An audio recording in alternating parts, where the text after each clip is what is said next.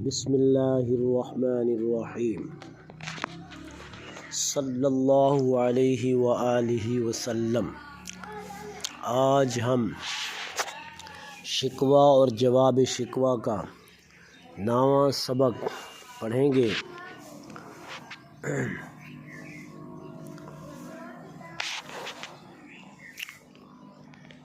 شکوہ کے 3 اشعار۔ منافت ایک ہے اس قوم کی، نقصان بھی ایک ہی سب کا نبی، دین بھی ایمان بھی ایک۔ ترجمہ: اس امت کی منافت بھی ایک ہے، نقصان بھی ایک ہے، ان سب کا نبی بھی ایک ہے، دین بھی ایک ہے اور ان سب کا ایمان بھی ایک ہے۔ تشریح: اقبال مسلم امت کی وحدت اور یکجہتی کا ذکر کرتے ہیں۔ وہ بتاتے ہیں کہ اگر امت کا دین اور رسول ایک ہے تو ان کا راستہ اور مفاد بھی ایک ہونا چاہیے۔ دوسرا مصرع: حرم پاک بھی، اللہ بھی، قرآن بھی ایک، کچھ بڑی بات تھی ہوتے جو مسلمان بھی ایک۔ ترجمہ: خانہ کعبہ، اللہ اور قرآن سب ایک ہیں، کاش مسلمان بھی ایک ہو جاتے۔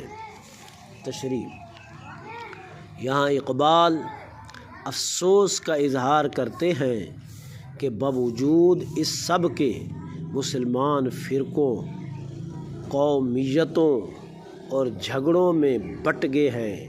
اتحاد ہی اصل طاقت ہے جس کی کمی ہے۔ تیسرا مصرع: فرقہ بندی ہے کہیں اور کہیں ذاتیں ہیں، کیا زمانے میں پنے کی یہی باتیں ہیں۔ ترجمہ: کہیں فرقہ واریت ہے اور کہیں ذات پات، کیا اس طریقے سے دنیا میں ترقی کی جا سکتی ہے؟ تشریح: اقبال امت کی تقسیم پر شدید تنقید کرتے ہیں اور سوال اٹھاتے ہیں کہ کیا انتشار کے ساتھ ترقی ممکن ہے؟ وہ اصلاح اور وحدت کی دعوت دیتے ہیں۔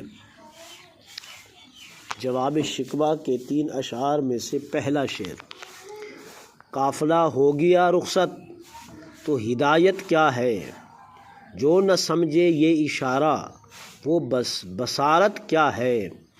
ترجمہ: قافلہ یعنی امت اگر منزل سے بھٹک جائے تو ہدایت کس کام کی، اگر کوئی اشارہ نہ سمجھے تو اس کی بصیرت کا فائدہ کیا ہے۔ تشریح: یہاں اللہ تعالیٰ کی طرف سے یہ سمجھا جا رہا ہے کہ اگر مسلمان اپنے مقام اور پیغام کو نہ پہچانے تو ان کے پاس ہدایت ہونے کا بھی فائدہ نہیں۔ جواب شکوہ کا دوسرا شعر: جو فقیہ، جو مجتہد، جو محدث سب ہیں، پر وہ قرآنی سچائیوں کے عارف کب ہیں۔ ترجمہ: فقیہ، مجتہد اور محدث تو موجود ہیں، مگر کیا وہ قرآن کی روحانی حقیقتوں سے بھی آشنا ہیں؟ تشریح: یہ شعر علماء اور اہل علم پر تنبیہ ہے کہ صرف ظاہر کا علم کافی نہیں، بلکہ روحانی گہرائی اور عمل کی بھی ضرورت ہے۔ جواب شکوہ کا تیسرا شعر: نہ طلب قلب صمیم، نہ تپش کا سامان، کوئی شعلہ بھی نہیں، راکھ ہے بس دل کی جان۔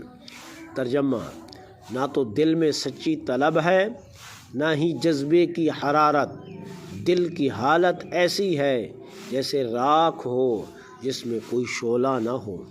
تشریح: یہاں روحانی مردگی کی بات کی گئی ہے۔ اقبال بتاتے ہیں کہ صرف زبانی دعووں سے کچھ نہیں ہوتا جب تک دل میں سچی طلب اور جذبہ اور عشق موجود نہ ہو۔